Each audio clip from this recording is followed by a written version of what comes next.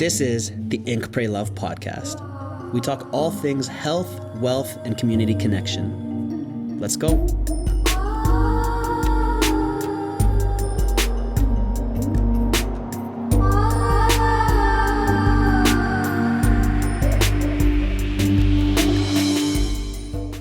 What's your biggest fear?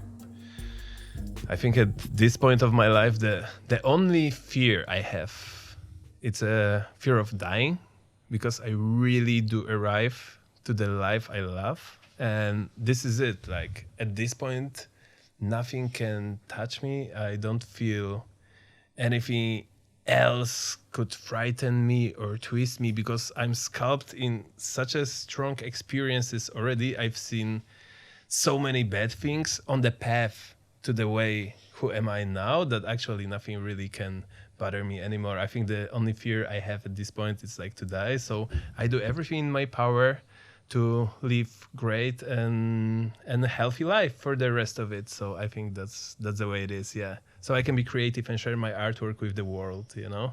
Amazing. Yeah. As long as I can. Yeah, let's not die. Hey guys. This is my buddy Davee. He's internationally acclaimed, super talented, world-class, world-traveling tattoo artist who's been in the game for 25 years? 23 years. 23 years. He's traveled 7 continents in 3 months and tattooed on every single one of them, including Antarctica. We got a great story for that. But welcome to the show, everybody. We just wanted to start off with a question about what Davee is scared of in life, because he's so in love with his life. I love life. At this point, it's just like, yeah. Exactly. I love that, brother. And so to have him on the Ink, Pray, Love podcast here, shot at Lighthouse Studios, is an absolute honor. This is only about his 4th interview he's ever done in his entire career. Yeah. So it's very exclusive for you guys to jump in and see what it's like to reach that level of success in the tattoo game in the top 1% of any tattoo artist I've ever met. So it's really amazing to have him here and have someone who's really booked out forever to actually come in and get on the podcast. Amazing. So it's a big honor. Thanks for having me, brother. Welcome, my friend. Thank you so much. When did you start tattooing?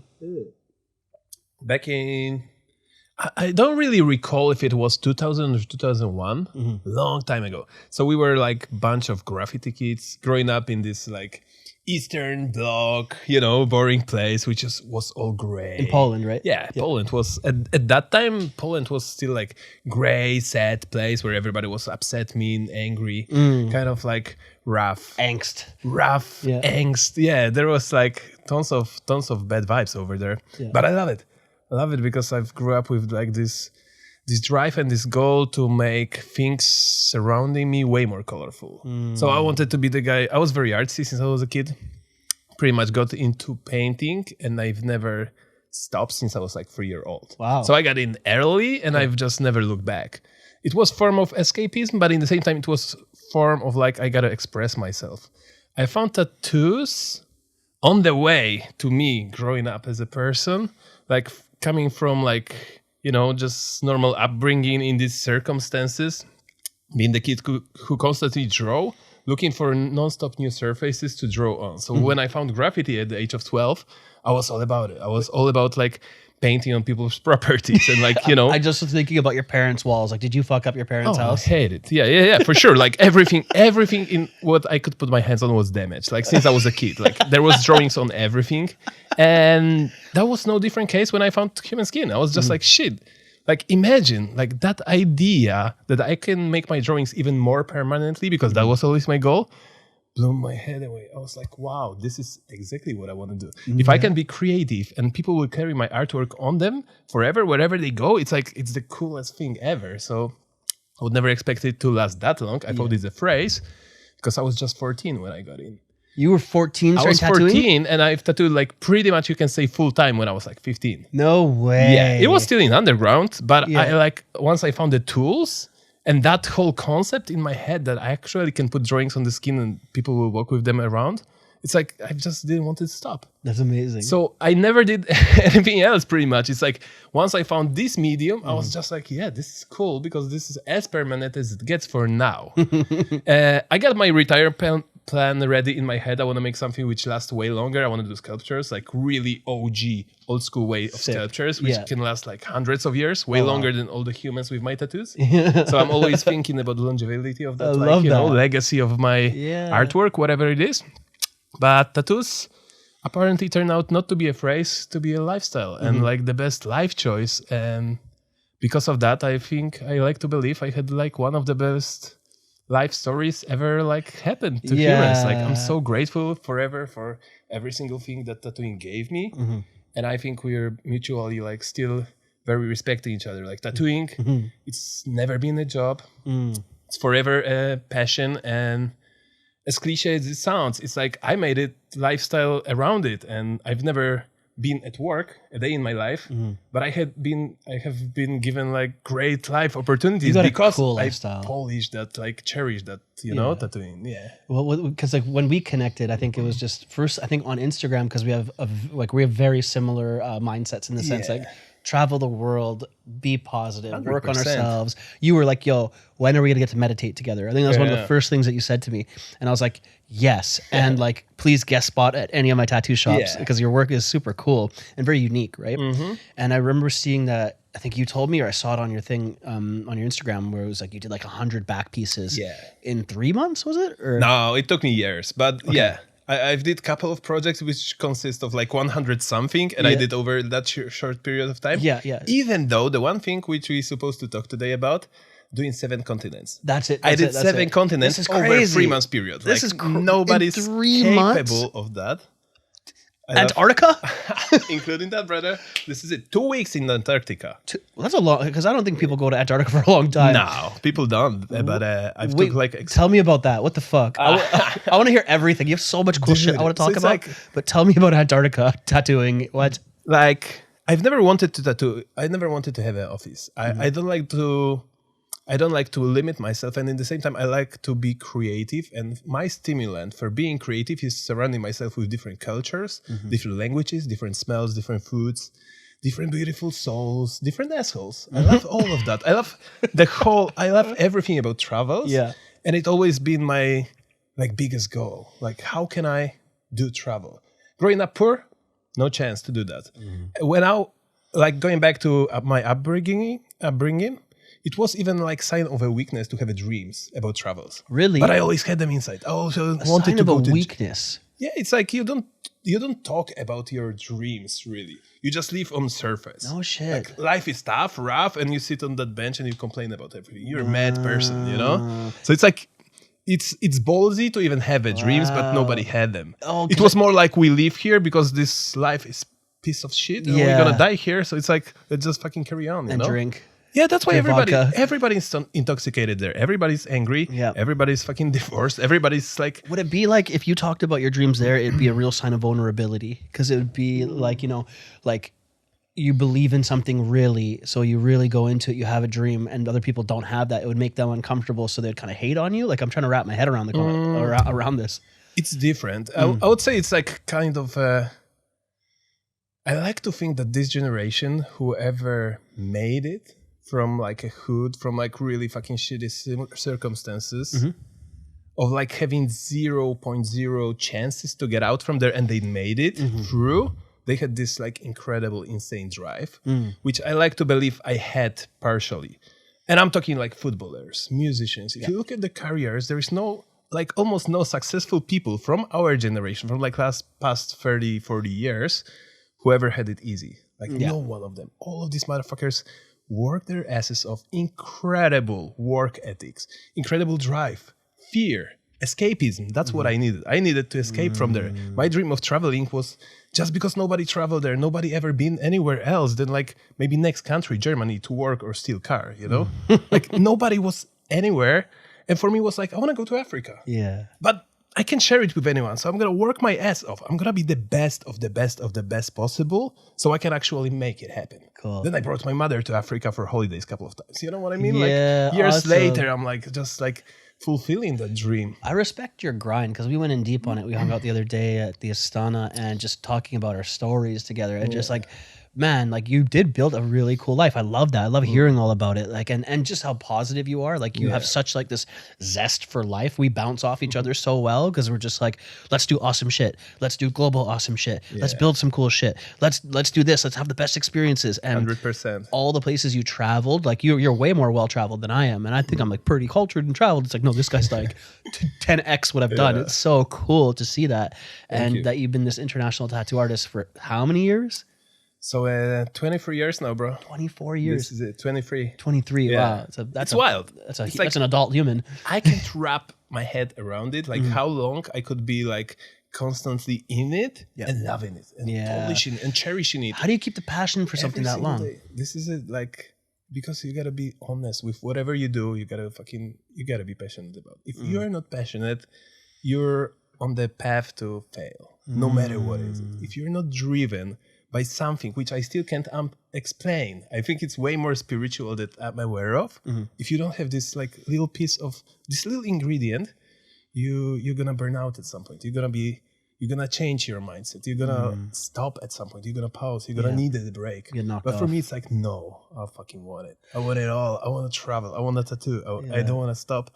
I love it. It's very weird. Man, I love that. I had never that strong relation with anything else in my life than tattooing. Wow. Yeah. So Man, tattooing, it's like... It's a beautiful gift that you have that passion for something. Because tattooing let me be this dreamer kid, which I never recover from. I still am this like 12-year-old graffiti kid who just found tattoo tools. I'm still this kid, you know what I mean? And I don't want to kill this kid inside of me. Yeah. So I'll forever cherish it. It's like this big gift, which have to be taken care of, like a You're nurturing it. Yes, exactly. Super That's cool. very important. I want to hear all about the journey of how you got there. We'll pause on the Antarctica story cliffhanger on that part. But like, how did you become a world-class tattoo artist? Who did you learn from? Like, what was your, how do you get to where you're at as a beginner? And starting at 14, 15, amazing. Yeah. For people starting out, you know, what was that journey like? How did you get to this place? Yeah. It's pretty wild one. It can't be easy. So I want to hear the dark part. I want to hear the dark, dirty. As you would imagine, it's tricky. So I'm this kid who left Poland because I wanted to like explore different cultures. So we first saved up money. Probably I bought one-way ticket to London, England. And I was 19. Stayed there for a little bit over a year, pick up some language, met a couple of friends, made a couple of international connections. So I was like set. I went back to my country. I don't remember why I flew back, but I've stayed there for like 6 months, maybe at the time. And I wanted to get on this tattoo convention because I've heard tattoo conventions are the thing which you're supposed to do. And there is like competitions. There is like, you can win awards. Somebody can recognize you. So I'm like, yeah, I'm going to give it a go. Went for the very first tattoo convention. Not being connected with any tattoo studio, I just asked my homie if I can share a booth with him. I show up at the convention, I won all the first places. No way. Yeah, I've just crushed it. Sick. And we are talking like, this is inside my country, but there is like, I don't know, 50 best tattoo studios from my country competing. Yeah. And I'm just showing up, kid, out of nowhere and like crushing all of them. I'm like 20 probably or 19 at the time. Sick. Out of nowhere. That's unbelievable. Yeah, that was pretty good. I really, this shows how I cared about like what I do. Like since day one, I pretty much disconnected with the whole world and just focus on like how to be the best, how to master the tools, how to master the technique, how to understand everything about it. So I had this like wild desire of like doing good shit, you know? And not even to be recognized, more for me to be like fulfilled person. So when I show up at this convention, I've picked up a couple of awards. People started talking about me. I had like a couple of invitations like, hey, go to our city, come to our studio. Yeah. So I went on the first trip to Krakow, Poland, which is like the biggest, nicest city. And I went to visit like the best at that time tattoo studio in Poland. Stayed there supposedly for a week and ended up doing 4 years with them. Wow. And this is where I became pretty much the best friend with the owner. He was like a dad figure for me, and he was the one who recognized the talent in me, and he started bringing me to the other conventions around the Europe, where obviously we started winning like all of them, like first place here, first place Paris, Moscow, Berlin, all those places. So it's like started like the fulfilling dream of that kid from nowhere started to be like a real thing now, you know, because I started being recognized. I started being invited to like India, Singapore, like those places I would never dream of. America, my first guest spot in America back in like 2006 probably. I was like, such a big thing. It's like inaccessible for that little kid before.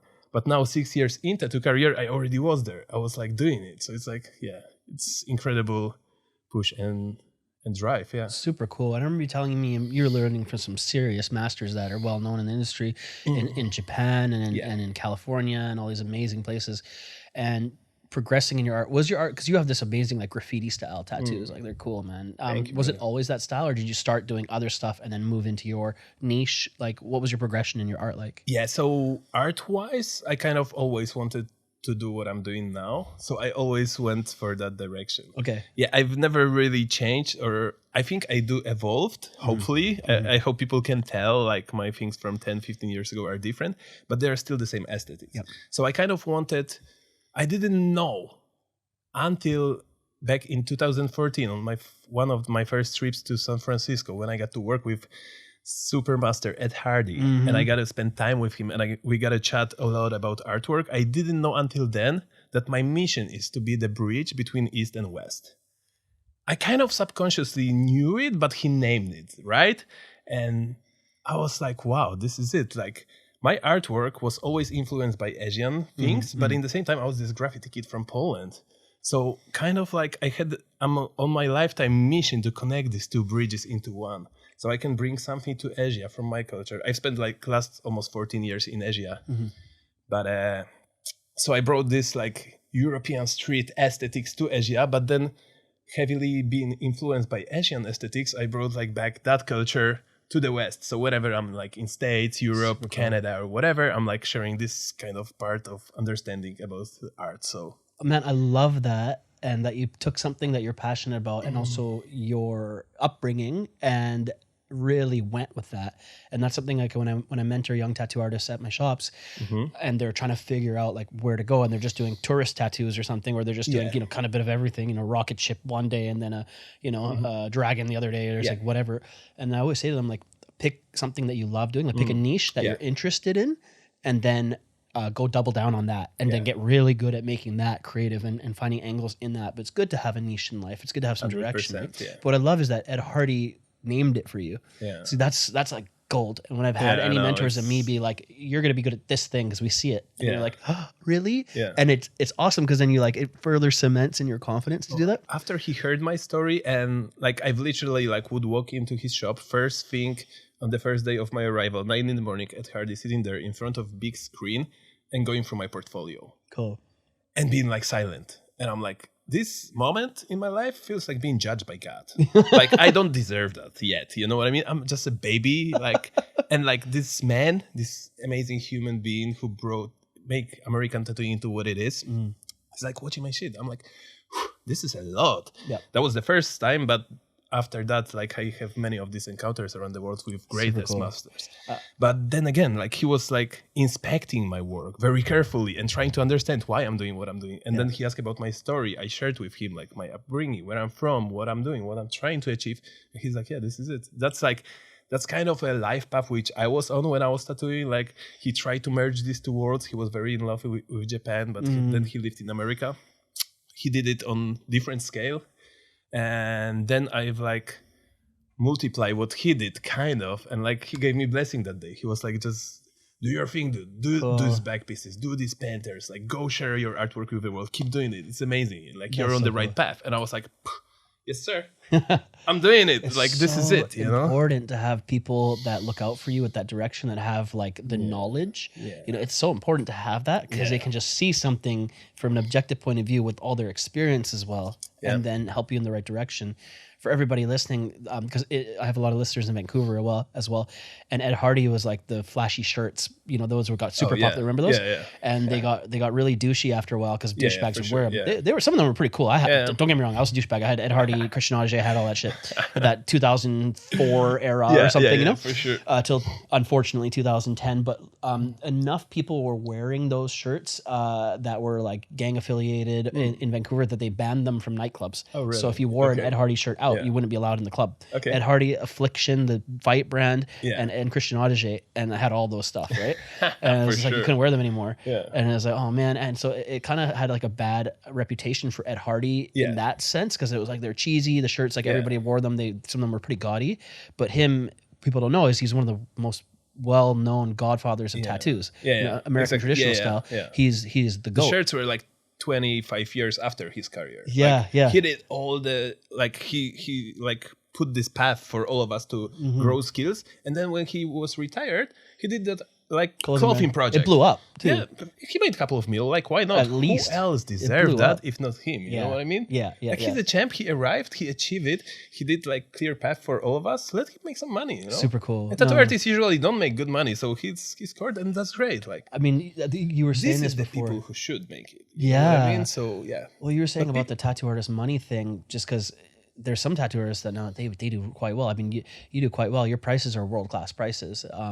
It's of course it's all that experience and expertise and the style of work you do. Yep. But you know, a lot of people. That's why the business of tattoo to get into something like that, it takes a lot. You know, Yeah. and I think it also takes the dedication and having the business sense, but also the artists that I know that really do well. You know, they grinded it out and thugged it out for like a set amount of time, like obsessively, like you were saying. Yeah. Like they really are professional in their craft. Yeah. And it's something I tell artists as well. And this is like for anybody in life, whether you want to do any job. Yeah. But like you need to have the basics down packed first. Yeah. Be on time. Treat your clients well. Yeah. You know, get your deadlines in.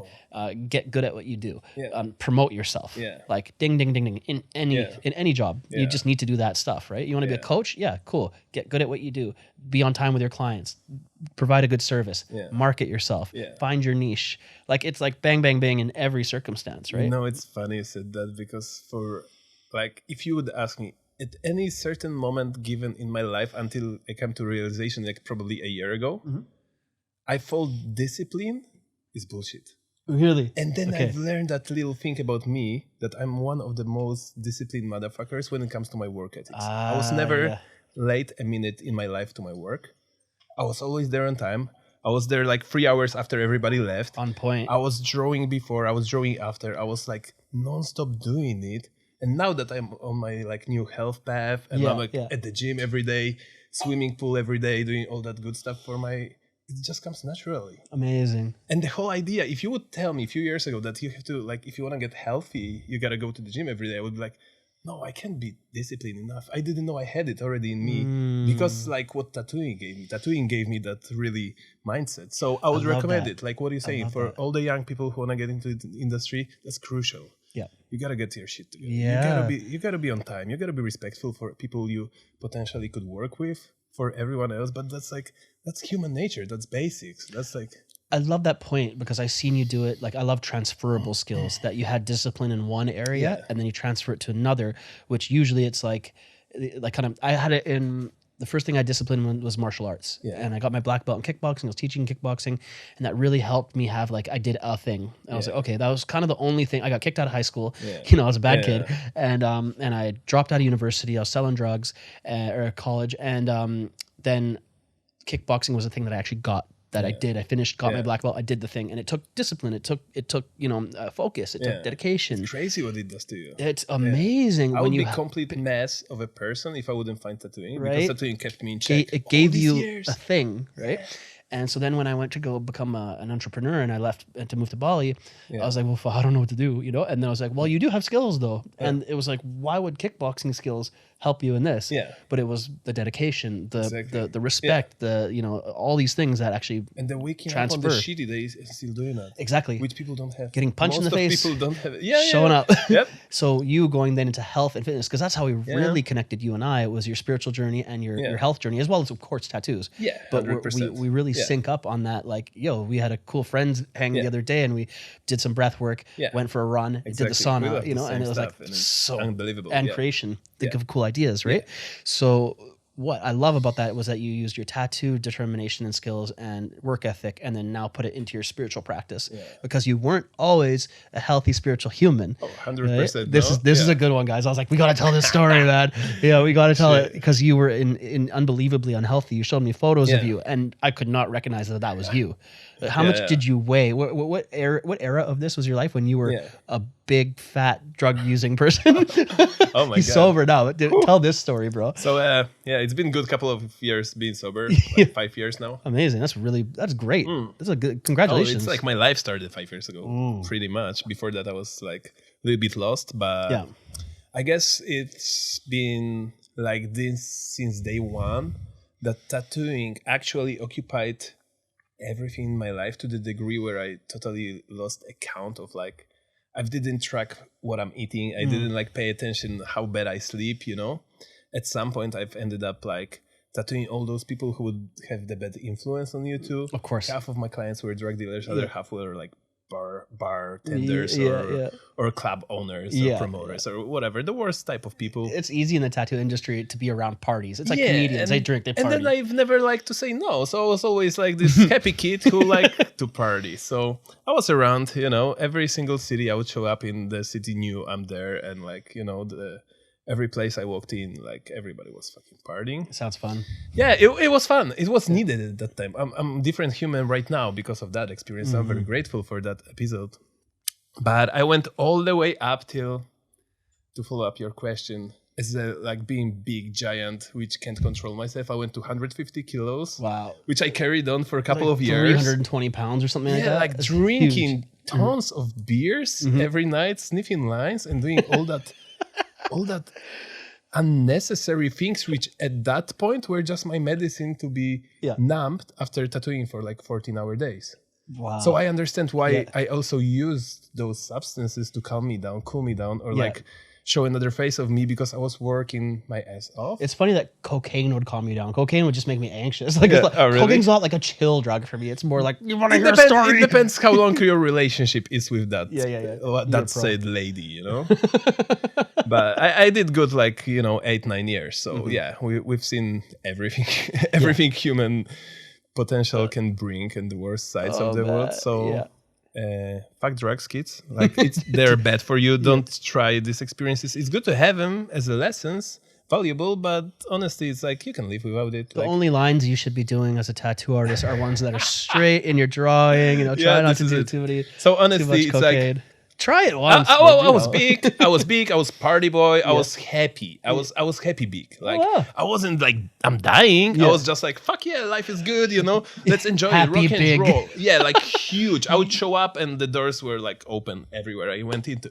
So it was fun personality. I like that guy, but like I don't want to be him again. Like it's over a long time ago. Now. But I think the biggest reflection came for me within pandemic, because this is the first time in my adult life when I stopped traveling. So I had this like few months to do nothing, and then I've started like my changes started from day zero, pretty much on pandemic, when I moved back to Poland. For a minute, just to renew my passport, which I thought gonna take a week or two. Then I'm gonna be back to Asia, wherever I'm supposed to be, and I could not get out of the country. So I started doing something different for the first time in my life. I was a couple of years sober already, so it was easier because I didn't have nothing to be really sad about, and like, you know.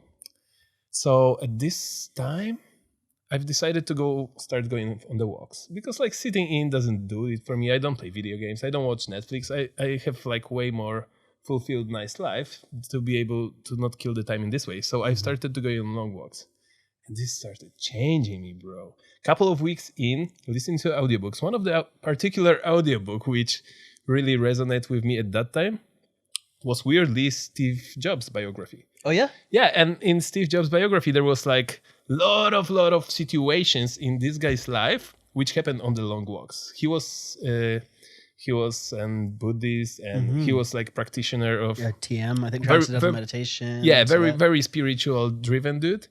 And he was going on these long walks every single day. He would walk barefoot. He would have all his business meetings carried in the parks. He would be like, hey, you want to talk with me? Okay, I'll see you at the park. We're going to take a walk and talk about business. Like, this is how he carried himself for all these years, being successful entrepreneur. So I was like, shit, he must be on something. And I was doing good, because I was a couple of weeks in already on my walks. And I was like, how about if I buy a bicycle? I've started dropping some weight. I felt good. I've drank plenty of water. I was like, yeah, I might get a bicycle. Got a bicycle, started riding every day, you know? So another healthy practice. Couple of weeks later, I'm slimming down. I'm starting looking good. I've lost like 10, 15 kilos already. And I'm like, killing it. Let's read a book about food. So discover a couple of books about treating the food like more like a nourishment instead of just getting stuffed. My head was like, wow, this is different. Then I started eating extremely healthy. Next couple of months, next couple of kilo down. Like so easy, you know? Super cool. By the end of pandemic or like beginning of 2022, I was down to like 89 kilos. So I've lost 61 kilo over that 2-year period of like getting my shit together. That's like 150 pounds, 140 pounds. Yeah, that's a lot. Yeah, 140. Yeah, that's a lot. Yeah, people lose like 16 kilos. They call it success. I lose 60. It's like, dude, that's a person. It's like the whole human come out of my body. Yes. That's a lightweight fighter, like an actual grown man. That's in the featherweight or something. That's an actual person. One of my friends that was on the podcast, he fights at 145. Yeah. So that was a human. You lost a human. Yeah. So talking about extreme personalities, which brought me, like, once again, going back to how I arrived to be a tattooer I am, it's like, it's obsessive personality. If I found something, if I want to do it, I have this crazy drive, which also brings me here to lose like 60 kilos. Amazing. Like, if I wanted to get on fit and healthy, I'll fucking do it. Like, no matter what it takes. You know? It probably was also like, I like cocaine. I'm really gonna do it. So it's like you're really doing a lot of cocaine. Addictive personality. This is what it is. I have the same thing, bro. And if you force that energy into doing something good, which I like to believe I'm doing now, because I'm not harming anyone else, and including myself anymore, and like I start to share like knowledge and give good things back to people. Like my life is amazing. I love it. But I'm doing this also to the degree which is for normal humans extreme. They would call it like, why this guy's so obsessive about everything? Yeah, this is how I am. This is how I'm sculpted. I'm the exact same way. I love this thing about myself. Yeah. Whatever I'm gonna build or destroy is gonna be properly destroyed or built. That's it.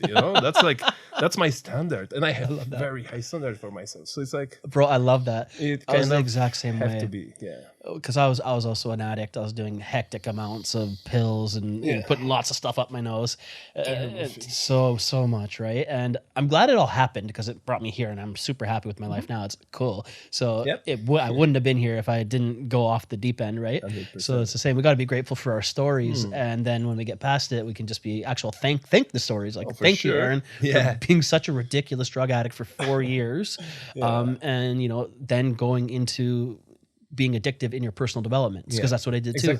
I went ham into it. I did like 10 Vipassana meditation retreats, 3 yoga teacher trainings, like tantra trainings, mindset, emotional intelligence trainings, coaches. I went really, really deep on it, very obsessively. And I just saw like, wow, things are getting better quickly. Like personal development now, it's just going to be the way of life because I love it. I'm happy when I'm learning, but I also know I'm a bit obsessive, addictive about it because I don't like who the other guy. It doesn't serve me anymore, and I'm like, kind of is it him? Is it not? Is it him? Is it not? I'm so solid in my practice now, though, that I know obviously I'll never go back into anything like that. It's so good being this guy. Do you have? Sorry, I'm going to interrupt. No. Do you have this part of you which if you're done with something, you're done? Yeah. Easy for me. I need to be done. For me, it's like if I'm moving on from a situation, from a person, from addiction, from any bad habit I had, it's like done. I'm not worried. Like I don't trip. I quit cigarettes, smoking 2 packs a day for 20 years, and I quit them the next day. I knew I'm done. Nice. It was hard. Like next 6 months was shit. Yeah. It's always like I like when it's like inconvenient and uncomfortable because those moments make you stronger. And that's one of these moments. But like once I set the world and like I promised this to myself, not to anyone else, I gotta prove it. Like I'm always this kind of person. So I like that about this addictive personality. And I think you have it also. Yeah, it's helpful. It's like once it's done, it's done. Yeah. When you're done with something but you kind of have to fill it up with a different addiction. That's what I found. Like for sure. I needed the next thing, which was personal development and businesses, and like, okay, do that instead. Because if I'm left to my own devices, it's like idle hands are dangerous. You're like, what do I do? Right? Drugs. So it's like for me, it was painting and doing the gym thing. Now it's like, it's totally my new addiction. Eating healthy, cooking myself, like all that things. It's like they possess my days now, but it's amazing. It's this awesome though. I love that because it's kind of rare in the tattoo industry, you know, and I've had shops where super healthy or just like family oriented, and it's so much better. Love it. And then that shop that I had previously that I just sold my shares in, it was difficult because there was a big drinking culture there, and it was That's like, terrible. it's not. Why people still do that It's not shit? healthy. Like, I really don't get it. I like a drink here and there, but when it's excessive, you can see it was really hard to hold order to get people to like be on time, progress your talents, you know, work on your art. Like, you know, if you're just getting hungover the next day and all this stuff. So I really appreciate when people that are in a craft but can be responsible with you know their habits, because we all have to go through it. You know, we all have to go through the addiction or the drinking too much, or not all of us, but anybody that the we crazy know. personalities, the ones we attract, the crowd we attract. I guarantee you, everybody listening has had their fair share of like, I was off the deep end for a minute, and then you know they get their shit together. I love people like that. That's who I want to learn from. That's who I want to connect with, because you have a great story. You've lived an international wild life, went deep into addiction and traveling in this jet set lifestyle, which sounds so fun. But then also you're like, cool, did it. Now you're into the spiritual practices. Now you're into leveling up and now serving and helping people. And so I really appreciate when people have that depth of they've lived a crazy life, they've suffered, and now they're here to help because they healed. I fuck with those people heavy. Like I love that. And I think anybody listening, like, be proud of your story, because you can use it to then do good, and then people hear about it, and then they hear like you had this crazy past, and they're like a starting out tattoo artist or just an artist or any profession, and they're like, oh cool, I can be obsessive in a good way and heal and do that. So exactly. I love that. When I want to circle back to the Antarctica story, because obviously everyone's like, what the fuck do you mean? And penguins and all this. So wait, you said that you know, you're tattooing there. But you tattooed yourself, right? In Antarctica? How did you end up in Antarctica? I'm going to tell you the whole story. What was that like? So since I started traveling, like back in that London days, let's say, I always dreamed about like going to all 7 continents, which was totally inaccessible, like financially and like structurally, like how? Like, logistically. How do you go to like South America from where I'm in Europe? Like it's difficult, you know? Yeah. But I had the vision, like one day I'm going to do it. I arrived to the place where I could do that back in 2019, and over 3 months period, I did all 7 continents.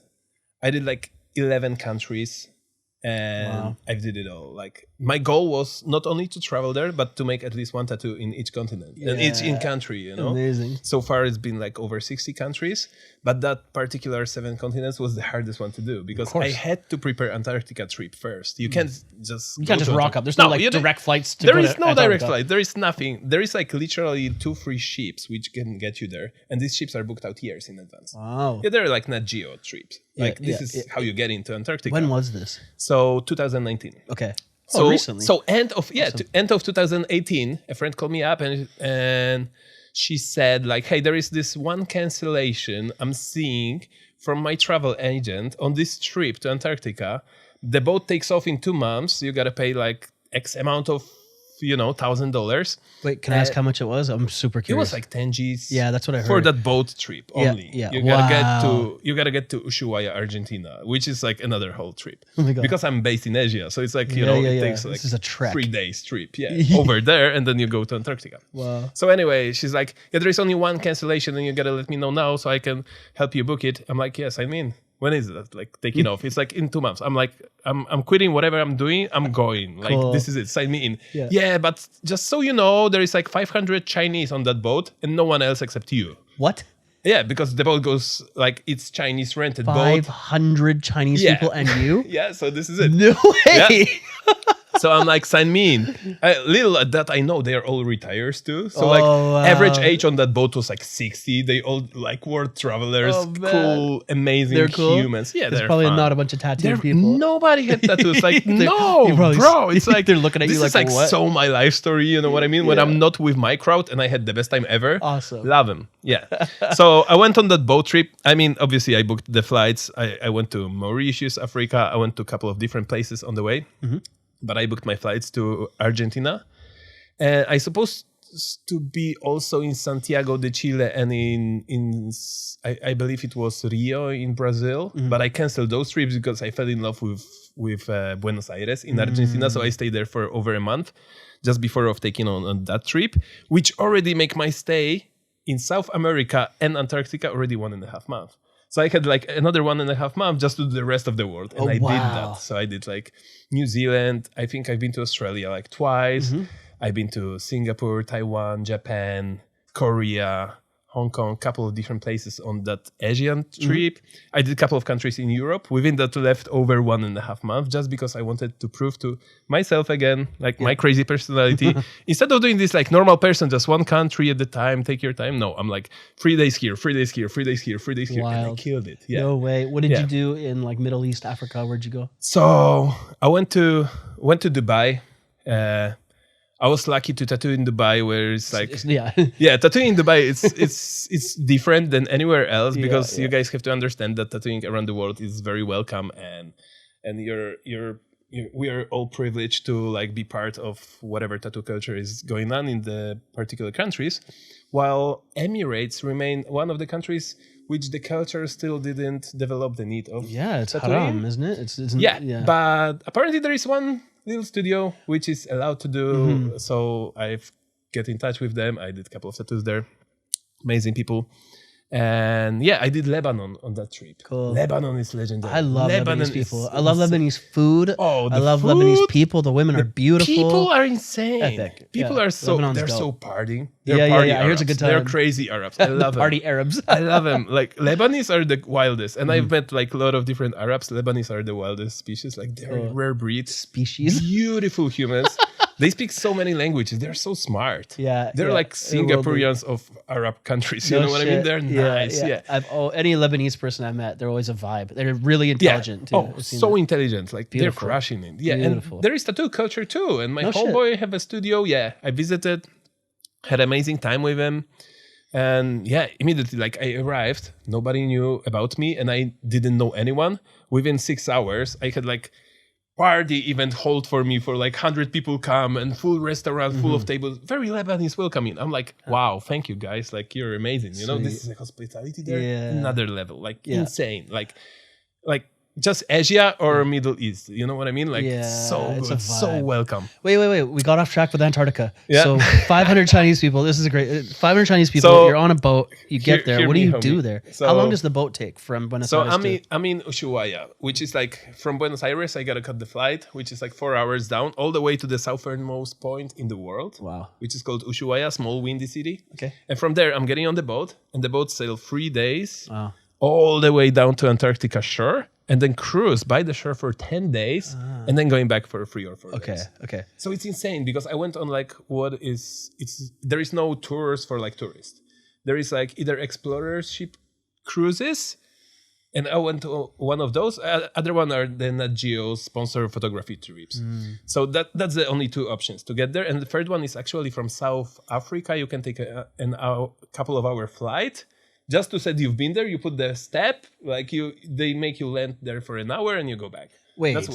It's What? weird. That's for people who want to say they've been to Antarctica. Lame. They took the photo with a flag or whatever. Yeah. It's like Lame. It's like Prince Charles types of a party. These people do that. No, because it's like $25,000 US for like 6 hour flight. That's it. Yeah. Lame. Yeah. So you land in Antarctica. There's an airport and everything. No, there is like landing, probably like Stripe for those rich people who want to say they've been there. That's funny. Anyway, I could do that. I'm in position financially, but where is the fun? Fuck it. You know what I mean? Yeah. So I went on this explorership with all my Chinese, and it's like amazing. My Chinese. Epic, bro. It's like everybody's old there, and they're like superhumans. Everybody been around the world, and this is like the one thing they wanted to cross off from the list. And I realized this trip, like going to Antarctica, is not for normal people. No. It's like all these people who were with me on the boat, even we couldn't communicate. They speak Chinese, I speak English.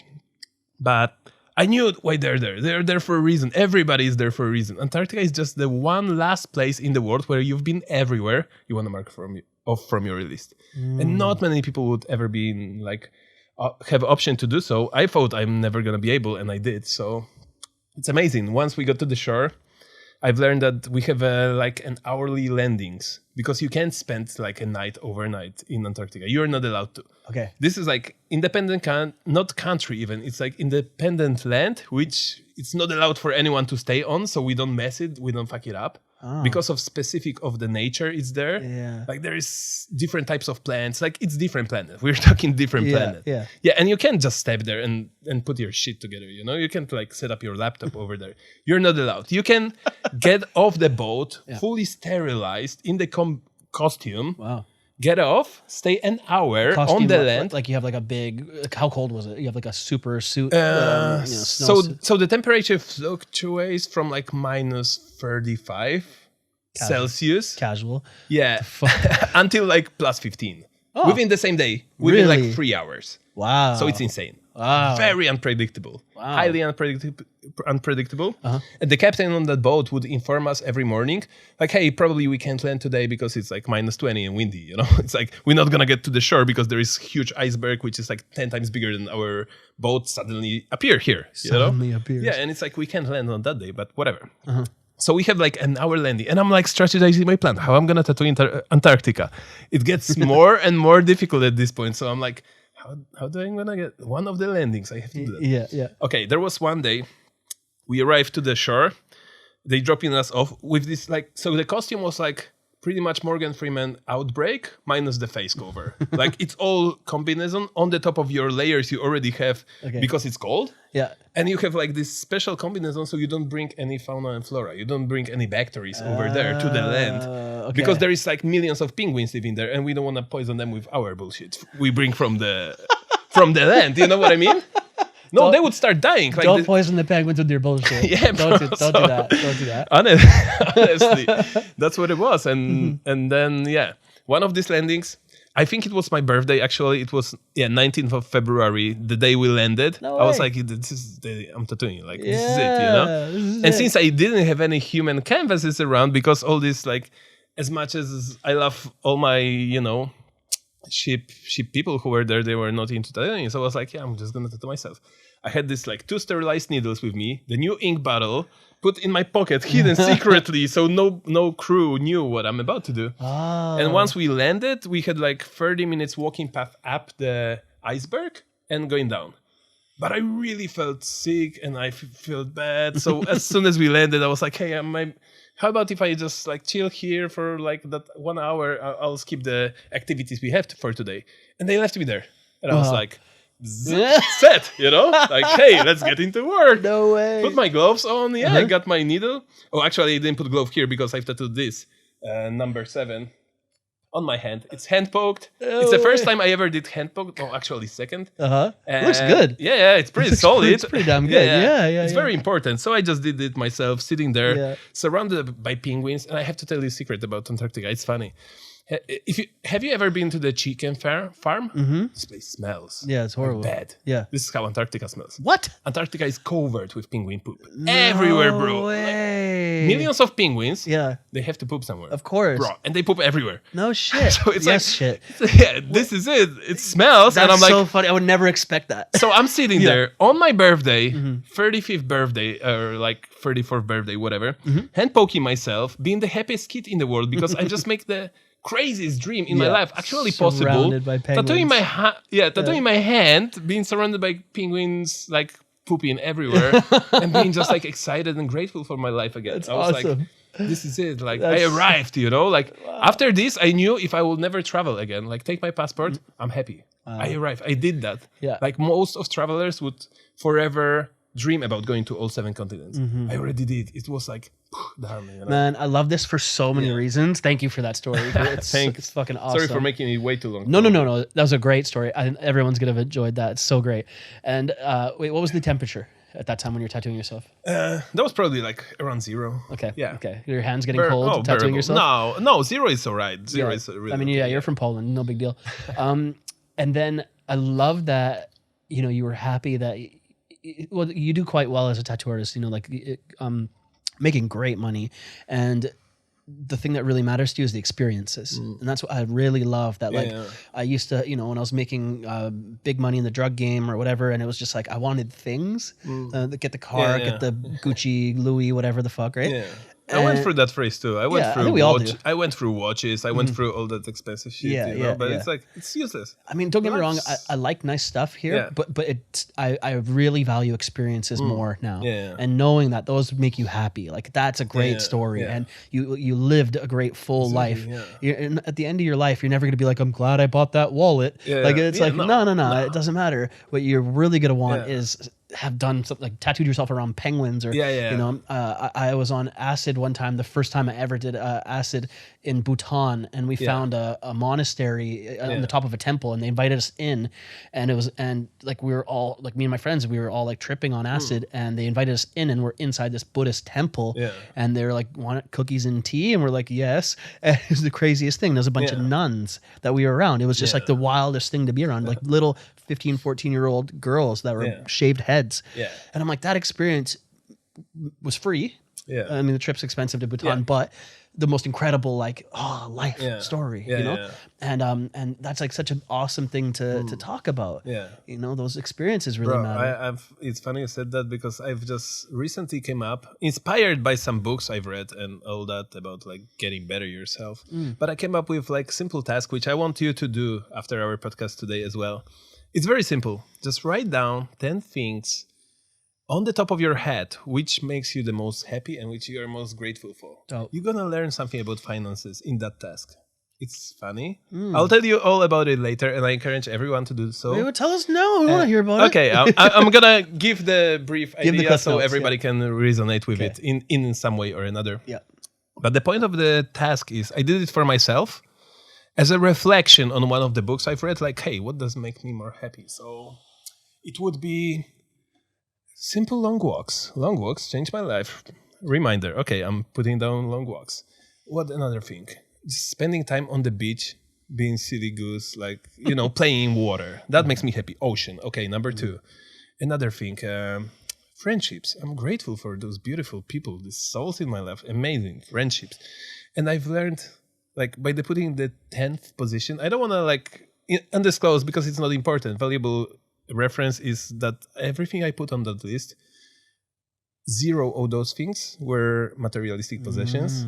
So I'm glad I'm over that phrase. This is what I've learned about myself, because a couple of years ago, that would be like, I want to have this, I want to have that. I was very possessive because I was like, my upbringing, I had nothing.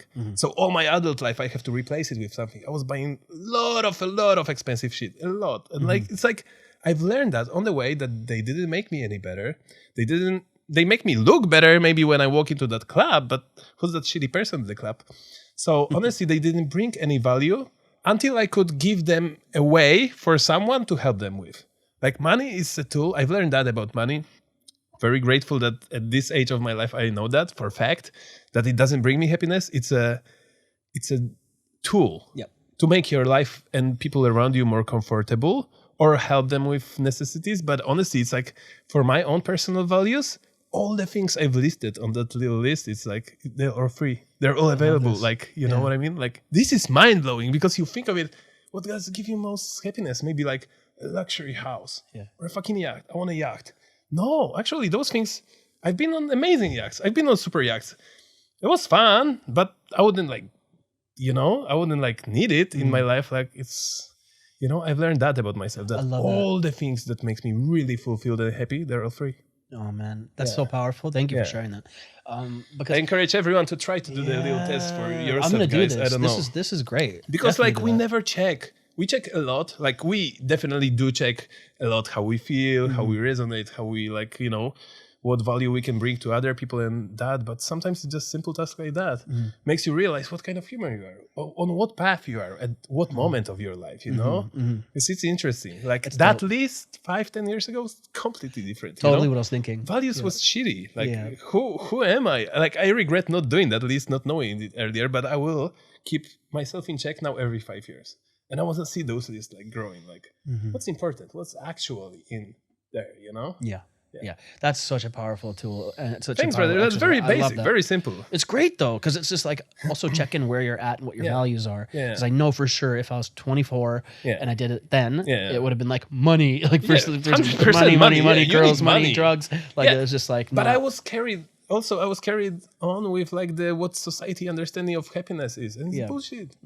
Deal that I know today, you know, who I think, who I'm like growing into suspicions that the most fulfilled, happy, like knowledgeable, understanding people in this world are, you know who? Monks. For me, monks have this secret knowledge nobody's yet aware of. And the shit we are learning from getting better books, from like interacting with amazing humans around the world, I think for monks, it's like basic knowledge. I want to like spend another 20, 30 years now discovering what's up there in their heads. I want to learn from smarter than me. That's always very inspiring. You know, I thought about being a monk before. Really? I really considered it. But this was when I just got out of the drug game, and I was like, I don't know if I'll be able to like make it in the real world. I don't know. You know, like I had all this doubt, and I was like, maybe I should just like go be a monk. Like fuck it, you know. I really thought about it, and like do it for a few years, and then heal my like you know, conditioning and habits and all this stuff coming out of the drug game. I was like, I had all this, I don't know what to do, and I just didn't feel right.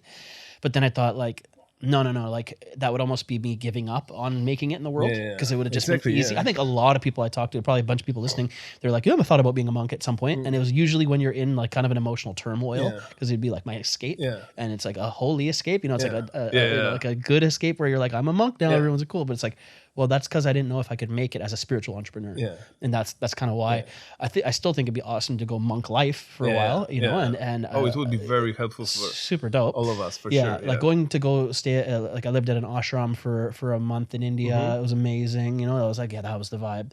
But I really thought about it, and then I thought, okay, I think the next level of practice though is to have that type of emotional regulation on some level that those guys have, like, you know, problem, but then also deal with nothing can bother them. These motherfuckers are still amazing. But then also, you know what I mean? I don't think they're dealing with the range of stuff we have to deal with, like in this world, like businesses and staff and their emotions and relationships. This is minor for them. They're over that phrase. That's what I'm saying. It's like I just think like to argue with you a little bit on it. I don't think they don't deal with that all. Like they don't have they have limited distractions. In my opinion. For sure. Maybe I'm being ignorant in the state, but they're living in like, you know, monastery. They just do monk things. They meditate all the time. They're around their monk community. But doesn't give you that little hint that we are actually don't need to surround ourselves with everything else? With excess? Sure. With excess. I think we were happier. They live very minimalist lives if you look at it. 100%. And they're incredibly knowledgeable humans who are like where we want to go when we meditate. We want to get some more understanding, knowledge. Those people spend their lifetimes doing that. I love what you said about the minimal part, totally, because I've seen that like to get better and to evolve and to reach a different level of contentment and happiness, it's never been adding more stuff into my life. It's always been taking away. It's always simplification. Love it. And removing these extra things. This is it. Every time I did that, I was happier. But when I complicate my life and add all these extra things I don't need, it's like the anxiety, the stress, it is, you know, the maintenance. Like if you have a lot of stuff, you need a lot of times to spend on maintaining these things, you know. And if they broke, you cry. You're sad, for sure, because you spend so much money. Monks doesn't have these problems, and hence the saying "be like monk" makes you being like minimalistic. Simple vibes. Might look like a hermit for some people, because I think they don't know yet that minimalism is the ultimate luxury, because I believe it is in a way. If you're not possessive, if you're over that phrase, you're like going somewhere else, like next level. Dude, totally. I have like a silly example of that though. I have this Gucci leather jacket I bought when I was a drug dealer, right? It was like a $4,000 jacket. And I was like really proud of it because it's rich still, and I still have it today. I was like, it's fucking expensive. I'm keeping that thing forever. And it's a nice jacket. It's tasteful. And so I really like that one, but I went to the barber shop in Vancouver a while back, and I had to hang the coat. And there's a bunch of people coming in and out of the shop, and it's a flashy Gucci, like you could tell it's an expensive jacket. And I remember I kept looking over to make sure no one stole it. And I'm like, this is occupying a lot of my time. You know, like, it really landed for me. I'm like, this thing is taking up a lot of space in my head because I'm so attached to it, because it's like, oh, it has value. Someone else will take it. And I'm like, and I was like, really, that came through for me that day. It's like, what if you just had like a sweater, like a whatever. If you just had a regular sweater, you wouldn't even think about it, and you could be present. I was like, these things that we add into our lives complicate them. Bro, I can resonate with this so much. That's my first Rolex story, 100%. It's like you buy this expensive watch, you know. I'm around Asia, I'm chill, like nobody's like carrying, you know, nobody's budget. Then I flew in with Europe. I gotta look after myself everywhere, you know. Yeah. Those people would shoot you in the face. Yeah, for yeah, like, yeah. You Just know, take your watch. Just take your watch, yeah. And I'm like, it started kicking in so much anxiety. I was traveling the world, and I always had this like couple of expensive watches on me and stuff like that. I was like, this is like not worth of my stress. I'm living like in the tension times when I'm going out with friends. I'll put this watch on, but then again, if I'm going to the city alone, I'm not putting it on. And it's like it kicks you, like makes you a different person. I think it's just not worth the anxiety and stress it gives you. You know, position of like, exactly, and doesn't make you better. Like, who are the people who would value more because of your fancy watch? Like, you know what I mean? Like, not really the people who are like in this crowd. I mean, at particular moment in the life, maybe I was feeling more valuable, you know, like people would recognize, oh, nice watch, whatever. But honestly, looking at the perspective now, it's like, it doesn't change you as a person, you know? It doesn't improve you. Not really. It just makes you more... Like that sweater versus that Gucci jacket boost your confidence. Probably brought so much attention. It's cool. It's nice. But does it change you? No, it does not. Yeah, it's interesting. If it changes you on surface. Because you're for the worst. You're like this kind of person who you attract. So you're this same crowd, you know. So if you're like kind of a low life, which I can be with that flashy watch, I'm attracting the same crowd. So it's like, totally. Are these people who I want to learn from and like spend time with? Not really, not anymore. I think it absolutely puts a bit of a negative weight on your validation and perception chain. So if you're really putting a lot of like value on like I need to have a like Hugo Boss or Versace and I needed everyone to see that this is a Versace shirt. The logo screaming. And I used to be that guy. Right? I would only want the name brand stuff. I wanted it to be like you could see it. And I can see some childhood deficits too. I love of course. Because I can resonate on so many levels. Right? Like validate me. I'm important. Let me just wear it so you see it. It doesn't make your balls bigger, right? No, it doesn't. Part of it was the tattoos as well, right? Like I wanted to be seen. I wanted to be different. 100%. I wanted to look a certain way. And then I'm basing so much of like how people perceive me on what I look like or what I perceived as looking like. And it takes and devalues like the weight that you have of like your character and your accomplishments and who you are and like the internal stuff. So then you're actually focusing more on the external rather than the internal. And so it has a negative benefit if you're thinking of it that way. So when I got out of that and I started getting rid of all my flashy shit and started just actually focusing on working on myself and building some stuff, I was way more confident, you know, of course, because it was actual real stuff, but not this kind of stuff. Like it was okay. I still like nice shit, you know. I still totally do. And I think it's great to have quality things that are name brand. But I'm not placing my weight or like my value as a human on them. 100%. Because this is I'm like the same. Because then you can see people who wear like everything Gucci, but I'm like, but you look cheap. Like it just because you're. The funny thing is like people finally come to realization that rich people don't wear Gucci. Yeah, totally. It's like poor people who aspire to be to look rich, you know, to be rich, that they wear Gucci. You know, like honestly, Stop hating on my Gucci leather jacket, bro. Oh, sorry. I'm not being personal, bro. Man, I love that. But I love Hawaiian shirt you rock today. I believe it's way better. I haven't seen the Gucci one, but I love this one. I'll dig it. This is a $45 shirt. Love it, brother. Yeah, Bali. it's cool. It's nice. Dude, I Gotta love love that. Bali clothing. I love Bali clothing. Yeah. Bali's good. We never spoke about Bali today. Oh yeah, We're both in Bali. When did you first come to Bali? Bali is the vibe, bro. Isn't it amazing? Yeah. 12 years ago. So 12 years ago, I come to party in Kuta for like 3 days. Of course, nothing to be proud of. Don't go to Kuta, everybody. Yeah. Kuta is the Kuta's butthole dead. of Bali. Kuta is dead for like good 10 years now. No, but it's bad. And it used to be like Sky Garden partying, like that's one of the bars, the clubs there. But Kuta is like where it's pretty much like it would be like anywhere you go, like Cancun or somewhere like that. It's Cancun. It's pretty much Cancun. It's the touristy place where people get drunk. Today? Can we say that publicly? I think they're similar, but Canggu's a bit cooler, like a bit more hipster. And because Canggu is like today, but it's like Kuta a couple of years ago. I think so. But I think it's more hipster. Overpopulated. Like now it's blowing up. Yeah. But Kuta is the party district, bars, cheap clubs, and just like tourists. Yeah. And I have this like interesting theory because like Patong Beach in Thailand's like Kuta, you know, and so anywhere that they see so much tourist money, the locals change. Yeah, for and, sure. and no one's as nice. It's a bit more like, yes, this, you want this? Do you want marijuana? Do you want Viagra? Do you want this? And you're like, what the fuck, bro? And it's like, no one's saying that to you in Ubud. But there's such a high turnover of, and it's the tourist fault. This is like drunk Australians, and drunk Russians and everybody else coming to party there. And then those guys are like coming in for certain. They want drugs. They want alcohol. They treat people not so nice. And so then the locals, and this is anywhere like Thailand was the same. They're smart. They see through these people. Hey, you walking wallet? I'll fucking take your money. Why not? Exactly. Cancun, same thing. You idiot, you want to puke on my street? It's okay. Go party, but give me money for that beer. Exactly. And I love locals. They're smart. Totally. Yeah. No, exactly. But I've seen that. Like, so don't go to those touristy areas that are like the party grunge thing. No.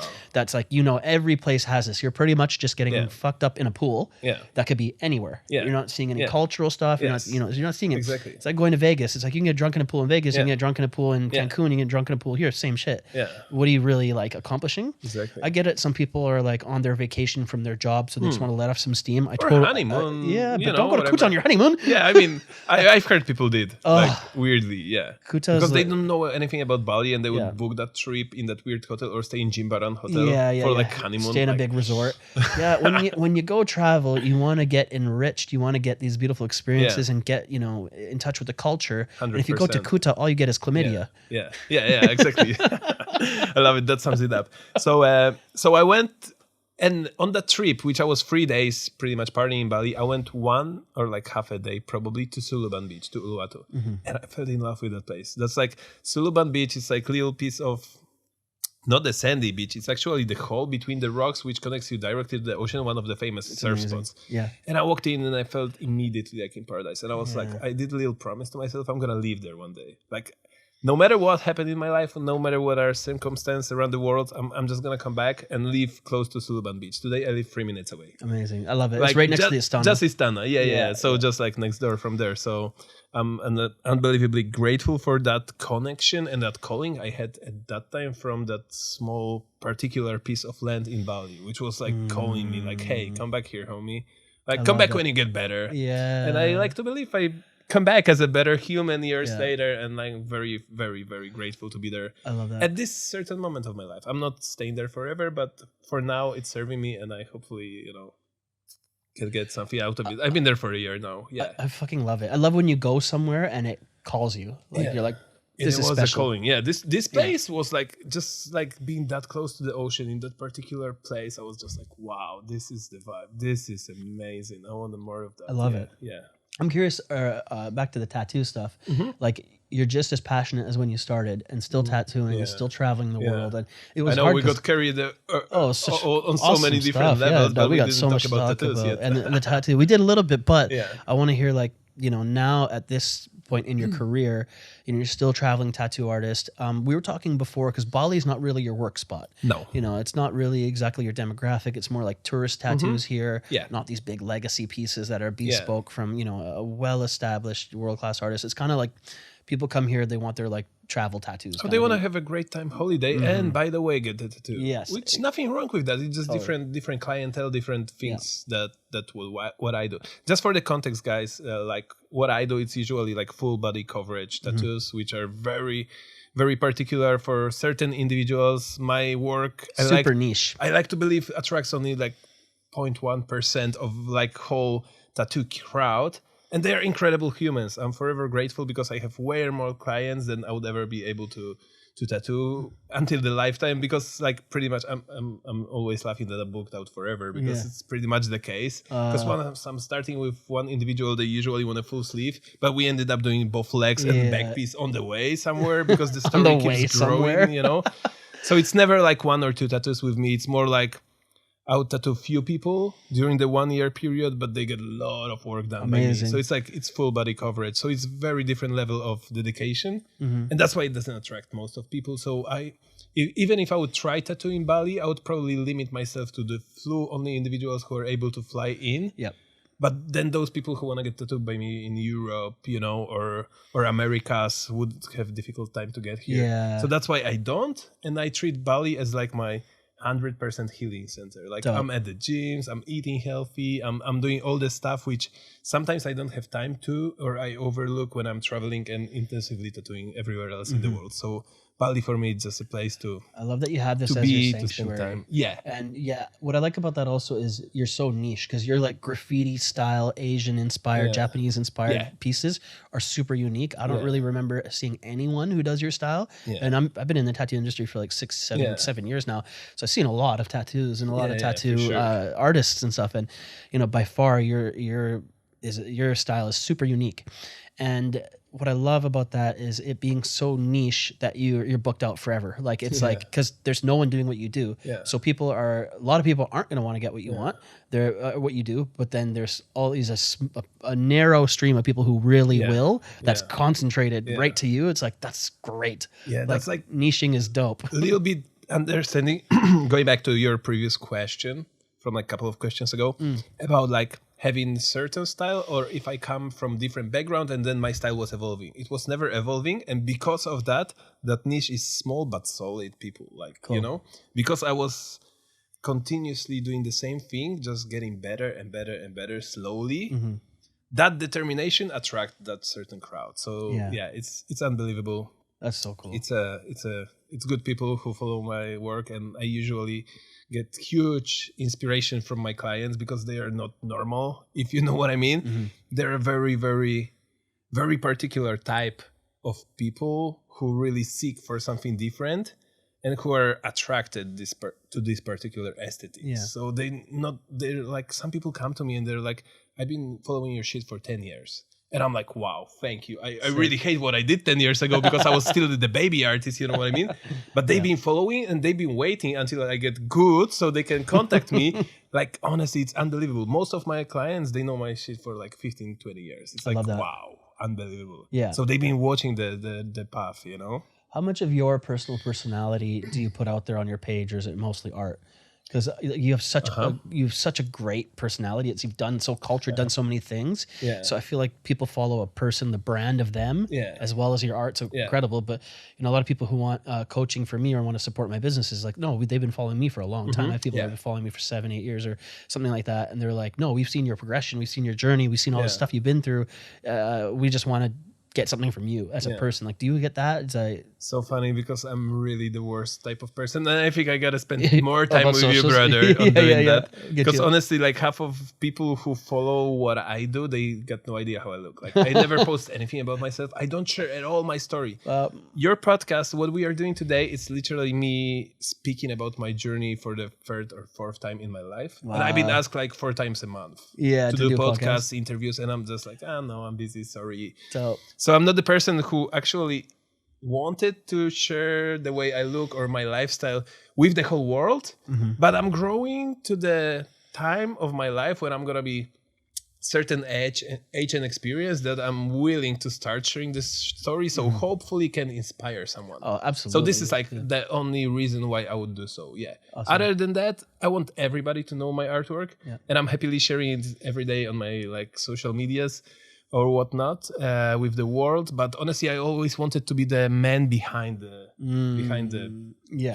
you know what I do. So I want people to know my artwork. I want people to recognize that, and who am I? Just like get to know me if you book appointment. You know what I mean? If you buy my painting, like let's talk. You know? First of all, but I guess I should change that. I should be more like you. I should maybe be more public and more open, because I dig that. And that's why I want to hang out more with you, awesome. With like you guys, and see where it goes. Because for sure, we got some cool stuff brewing. But I feel really honored that I'm one of your only podcast appearances, because you have. Because I love you. I like you as a person. So it's like for me, it's like no brainer. Let's do it because we vibe. But if some random people, no matter how big they are, sometimes huge people contact me, and I'm like, no, that's like I don't feel it. I don't know you. Like, what do you want from me? Like, I'm honored for that. So brother. It's fun. I'm grateful to be here today, dude. It's good. It's fun times. Thank you, bro. Your story is going to benefit so many people. Like, that's why I'm like, yes, we got to get you out there, because you've been through the depths of it. You've been super dedicated, and then you went deep into drugs addiction, being overweight, and then you got out of that and went sober and now developing yourself spiritually. But the whole time you've been a successful tattoo artist. Well, like once you got out there a bit more. And so like it's really inspiring. Now it's better. Oh, Like yeah, much going back better. Global these now. bad days when Yeah. I was like shitty human, it was average, you know.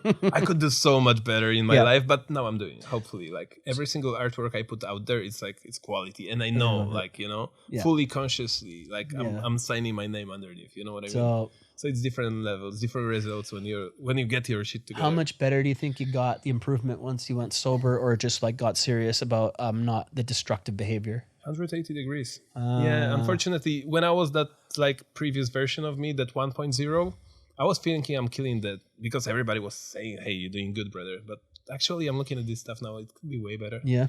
So yeah, I feel like you gotta get your mind together. You gotta get sober. You gotta get clean. You gotta get really conscious about what you want to do, and you gotta be very intentional and present with your artwork you want to share with this world to really get good. So I think over this last couple of years, the quality went like 100% improved. And I think I'm just on this path like a baby again. So 2.0 Davee, it's still small boy right now, but which gonna grow into some hopefully amazing artist and human, which I'm still planning to evolve to, you know? So it's like, I'm just like still piece of a puzzle, you know? Still like sculpting myself into something new. But definitely I had to be clean. I had to be very healthy. I had to be very, very... once again, you know, detoxified from everything else. And hopefully that spiritual journey will push me into some new level, which I never knew existed in me. Like we all do, you know what I mean? Yeah. I love That's why that. we're here on this path. So. Super exciting, bro. And I'm excited for us to, you know, collaborate and get some new projects out. We got so much. You bringing your gold, and it's going to really help a lot of people. And I'm super excited to see where our friendship goes and where we collaborate.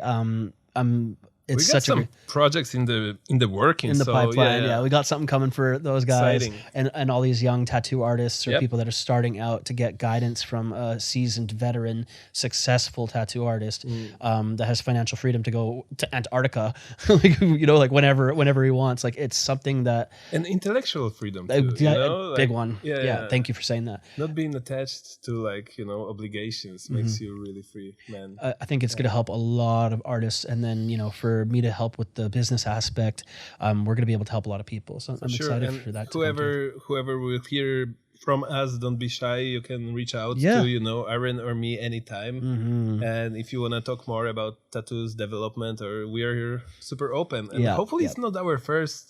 I mean, it is our first, hopefully not the last chat, because I have a little feeling inside my belly right now that we could carry on for another 6 hours or do 6 episodes out of it. You know what we're going to have to do some more. We have so much more to talk about. We'll come and circle back. Let's treat today as like a small brief introduction. Yes. I like that. And then, into that, brother.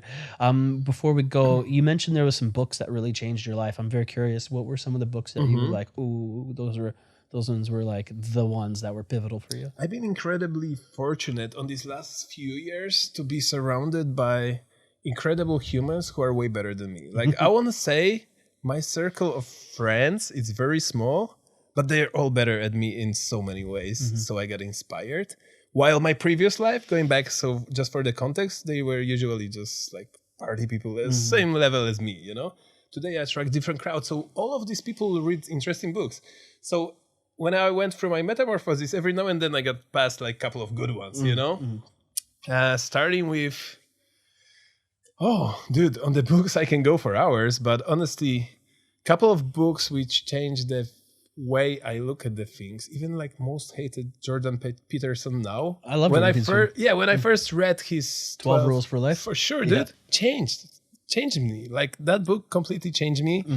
And I think he just grew into ridiculous social media person, which is like, you know, a little bit too much of him everywhere, but incredibly knowledgeable human. Like reading his book, I went through first chapter like 6 times. Wow. Like in a row, because I couldn't believe it. Like the chapter he go on comparison with lobsters, with humans, and like how we are not changed, that these creatures for like millions of years, we still have the same behaviors, and explains human behaviors in the first episodes. It's like 40 pages worth of knowledge which this guy spent like 40 years researching. It's like unbelievable, you know?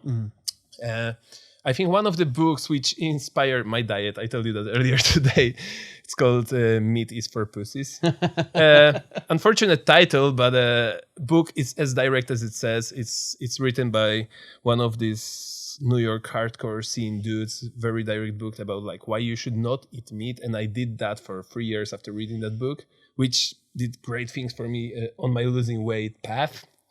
So that's a good one. But now you came back to I'm pretty much carnivore at this point because I'm like I want to grow at the gym. I love that shift. Oh, from so different, brother. Drugs, vegan, carnivore. Oh yeah. I love it. You know, like as a humans, we have to evolve and we have to test. Like I treat my body as an experiment, conscious, like continuously. You know, like so forever. If I wanna, like, if I find some new tools which can hopefully get me better in certain shape of way, I'll use them. You know, like.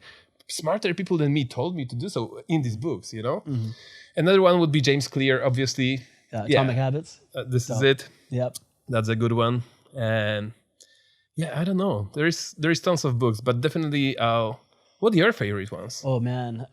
Yeah, because it's like it's so many. Like so many, bro. I just said like about a couple, but it's like my pound for pound favorite book, because it's only like 148 pages, is Turning Pro by Steven Pressfield. Okay. Incredible book about leaving the habits of an amateur to becoming a professional. Yeah. And like it's funny thing, I haven't heard about it. It's awesome. Yeah, you definitely can listen to it in audio, and it's just every chapter is like 3 pages. Okay. So it's punchy little mini stories to make this point of how he was a alcoholic, and he was he wanted to be a script writer. He wanted to be, a novelist, but he just, wasn't fully doing it. So he was like doing all these shadow careers of like picking apples or, truck driver and all these things. It was taking him away from his creative passion.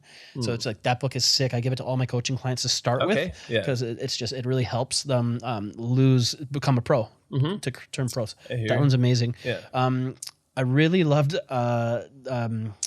The Happiness Advantage. Okay, yeah. And I think it's James Acor or something like that. And it's just a book on creating a happy mindset to be successful instead of being successful that you think it'll make you happy. Yeah. And it's giving these tools on how to have a happier mind and frame the world. Yeah. So I love that one. Yeah. I like The Holographic Universe. Yeah. Michael Talbot. And it's like how the universe, what this actually all is, and how that it is holographic. The whole universe is inside of a whole, and the whole is the whole universe. And that what happens when we die, and past lives and out of body experiences, and all these scientific accounts of it. There's like 5,000 case studies of people who had a near-death experience who died and came back. Okay.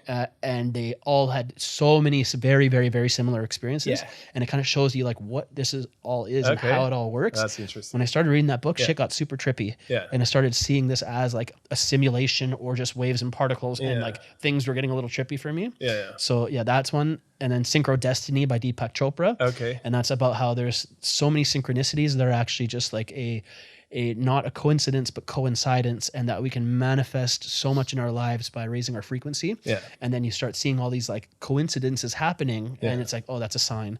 Like you're having a spiritual thought and it's like 3:33 on your phone. Sure, that can sound like whatever, but the more that you look for them, the more they happen, and the more they can guide you intuitively on what you're doing in your life.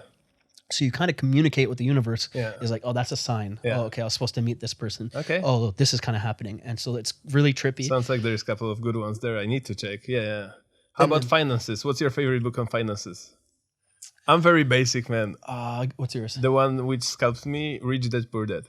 What's that? Robert Kiyosaki. Oh, Rich Dad Poor Dad. Yes. So Classic, good one. classic. So good one. I like that one a lot. It breaks down everything about finances. If you Yeah. understood fully what this guy meant by this book, you're gonna be doing all right pretty much for most of your life, whatever you're doing. I believe that. So this book changed a lot in my life in the last couple of years too. I've read it as an adult, surprisingly. I gotta read it again, actually. It's worth rereading every few years. I'll take a look at it. I read it a while ago. He's such a trip personality too. Yeah. He did podcasts about finances now, and like he's weird dude, but he's a champ. He's good. My finance favorite book I read recently. The Richest Man in Babylon. Okay. Have you heard of this one? Nope. Yeah, it's really a story, but it's all in like old Babylonian type of like talking, kind of like thou shall thou, kind of shit. Love it. And I listened to it, but it's all these stories of like how to amass gold and the principles of getting riches, but also using your money to make money. I love and how much everything about gold. You You said gold. I'm like, I'm I sold. love gold. I love gold. I love history of gold too. Yeah. I've studied the shit out of gold. No way. Yeah. Do you know gold comes from the space? Huh? Yeah, it's not made in Earth. What? Yeah, gold is actually it's a part of a like Asteroids? yes, of the star, which break down into small pieces and come to Earth like millions of years ago. What? Yeah, dude, girls is No from way. different. That's why pharaohs and fucking all the people in the history were cherishing it. No 'Cause way. That shit doesn't come from Earth. Yeah. What the It's fuck, from bro? the space. What? Yeah. That's It crazy. I is, never knew yeah. that. I I learned- encourage everyone to read a little bit about gold. Gold is I wanna hear gold more is about it. magic, bro. Yo, that's Yeah. wild. Richest man in Babylon. I've is been dope. tattooing these gold bars. You need one from me next time. We I'm see us. down. Yeah, you're Okay, getting well, a gold bar from me, 100%. I'm We're in, gonna bro. squeeze it in somewhere. Let's Yeah. go. Let's The do gold it. bars, 24K. Like if you guys follow what I'm doing, you're gonna notice those in the tattoos. They're important. Yeah, they're Yo. like cool. Let's do it. Yeah. We'll do it at Karma House. Sounds good. Yeah, I'm super in. I'm sure. 100% in on that. Yeah, Gold bar little tattoo. 24K. Yeah, You need that. yeah, I'm down. We'll find somewhere Yeah. for it. Yeah. I'm out of room, but we'll figure it out. And then I learned today from you some amazing things. Number one, Antarctica smells like shit, like penguin shit. That's important fact. Little known. Gold is aliens, alien stuff. Oh my god! Yeah, But, this is it. amongst the best part of it, I learned how to. You really showed how to have a successful life, not even monetarily, but how these experiences really enriched your life and how you're passionate about what you do. You found something that you love and you got obsessive over it. Yeah. But that passion helped you ride the waves of our spiritual journey, because we have to go through the dark to get to the light. 100%. And how you went through all that to then be a world-class, well-known, successful tattoo artist, but also now a successful human. Because you're happy. You. Everyone's can tell from this. You're just a happy guy and you love your life. Yeah. And it's a full life and you get to travel and you're doing amazing things. But that you went through it to build what you have now. It's really impressive, bro. And I'm just happy to have you as a friend. Thank you so much. And thank you so much for joining today, bro. Yeah. We'll put your show notes, your link in the show notes. Everyone can connect with you and shoot them a message and let them know that you like the podcast. And if you really like the podcast, please give it a share. Tag us, we'll reshare it, and let us know that you love the podcast. But please help us get the show out there. We know this is going to help a lot of tattoo artists. So if you have a tattoo artist friend, share it to them, share it to your tattoo artist. Let them know that this is something that could hopefully enrich their life and help them be happier. Because there's a lot of tattoo artists out there that are in the drinking and the alcohol and the drugs and all that. And it's a waste of time and energy and potential. Yes, exactly. And it's unhealthy and they might not be happy. Yeah. So to be happier, this is a prime example of how to do it and do it big. If you want to grow as a human, you got to get your shit together. And that's the only way, honesty, you know? Yes. Thanks so much for summing it up such a nice way. I'm a simple man of my simple words. So. Hey, we talked about simplification. But I'm very direct too, you know? Just like if I punch, I want to make sure it delivers. Yeah. I love that, bro. Thank you everybody for stopping by and listening today. And please do the subscribe. Appreciate your time, guys. Yeah. And we'll see you on the next episode. And look out for some dope shit that we're going to do together, and some collabs coming in the brewing and the planning stage. And we'll have something amazing for you guys. Yeah. Hopefully soon. For sure, brother. Thank you, brother. Very Appreciate pleasure. it. Yeah. Thank you. Peace out, homies. Woo-hoo.